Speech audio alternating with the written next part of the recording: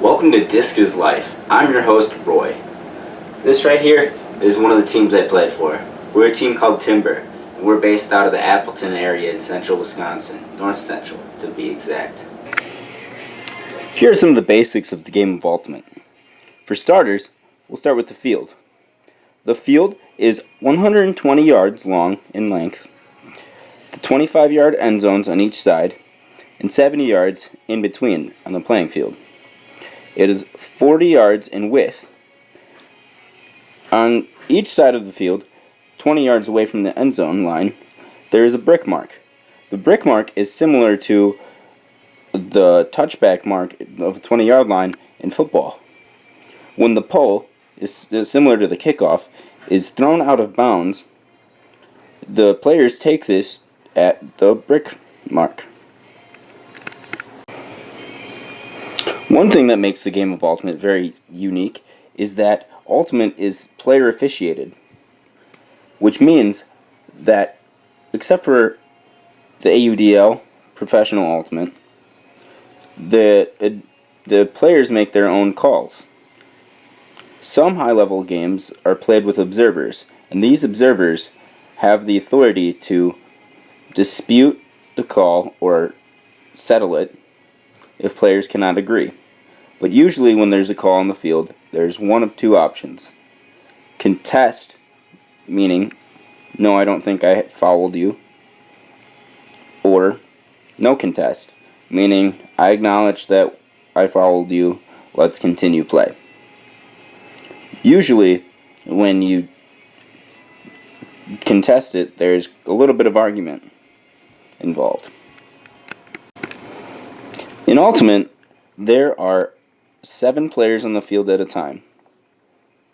The defense will be forcing a certain throw. So this is similar to in basketball, where they don't want you to get to the open side to shoot. Now, this X is the mark. They're on defense. The circles are on offense. I'm going to go through an offense right now called the horizontal stack. In the horizontal stack, there are 3 handlers, as seen right here. These 3 handlers are essentially the quarterbacks of the offense, meaning the offense runs through them, and they are the throwers. These downfield people are the cutters. There are 4 of them, and they are essentially wide receivers. They are better at getting open and jumping high than the handlers might be. So there are 2 middle cutters and 2 outside cutters. The middle cutters, depending on which side is the force, so this X is on the flick side, meaning the disc is only going to be thrown to this side of the field. So that means it's force flick. This cutter here will cut under, and this cutter will cut deep. If neither cutter gets the disc, this cutter will follow to the break side to see if they could get a break throw before cycling out. And when this cutter gets looked off deep, they are immediately cutting under and then out to this side. So once this cutter here cuts over to this side, this cutter should be cutting deep, and this cutter should be clearing under to the open space. Now, part of what makes Ultimate so difficult is there's a lot of improv in the offense, but that is essentially the type of fluid motion that you want your cutters to have in a horizontal stack. Now, see how this X here is taking away the throw to this side of the field? This side of the field is known as the break side of the field. And this side of the field is the open side, or the force side, because the X is forcing you to throw to that side.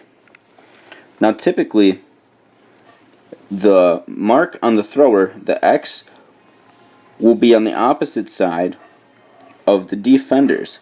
So the defenders will be on this side, the open side of the cutter. So they don't want them to get open on the open side. And the thrower is taking the break side away because the defender isn't covering the offender on the left side in this situation.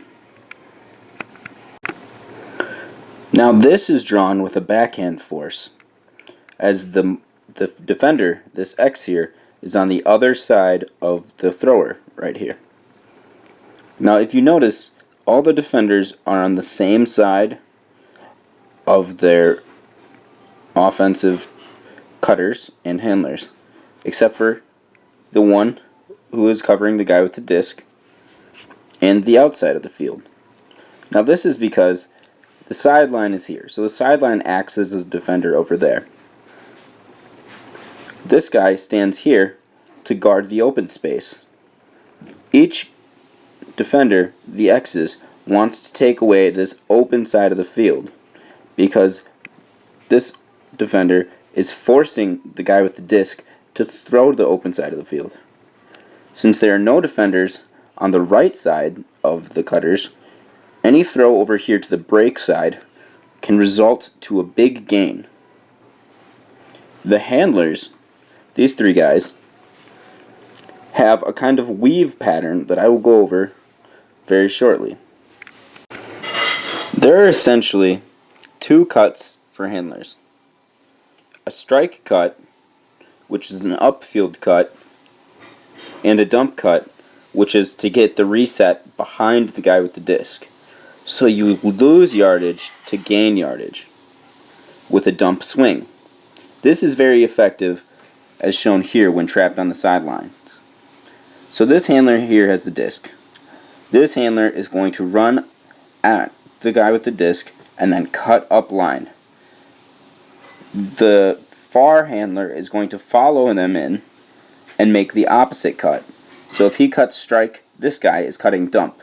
And that is done to get that disc off of that sideline, so then you have all of this side of the field to move the disc. This is another one of the offenses. It is called a vert stack. This is different from the horizontal stack, as the cutters are lined up downfield vertically. It is also different because there are two main handlers right here. Now this handler has the disc.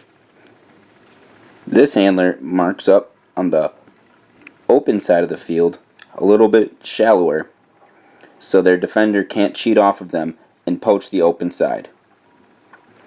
So the first cut is going to come from the back of the stack.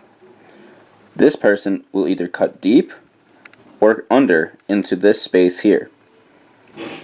And this cutter, or this handler with the disc, will hit the cutter here or there. If the cutter cuts down and does not get the disc, they then cycle back into the stack. This person at the bottom of the stack is the stack master. They are usually another handler. This is where the third handler is. If it gets to be a high stall count and no one is open, this person will usually cut break side to get that disc to reset the stall count and also set up a chain reaction of breaks. This break chain reaction is called waterfalling because the defenders will all be on this side of the disc to prevent them from getting to the open side.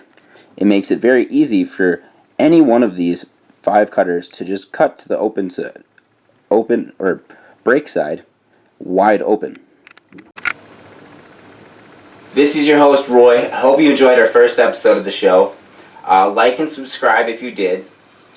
Please let me know if you have any tips and anything else for my channel or any content you would like to see. In the future episodes we will be breaking down the Stanford-Dartmouth game, women's championship game. It's more specifically their zone. I will be doing that with my good buddy Logan Mueller. And up in a few episodes we have the Twos brothers and their spiel on guts and disc golf. They play professionally, they won World's Guts Tournament, and they have a lot of experience and a lot of things that they have experienced while playing guts and disc related sports.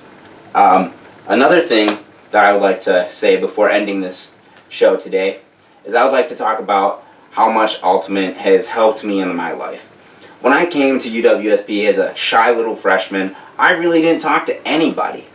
But because of the travel experience I gained with Ultimate, the leadership experience I gained with Ultimate, and the great friendship and brotherhood that I have with my teammates that have graduated and are still around right now, is unbelievable. I have grown into a completely different person, only for the better.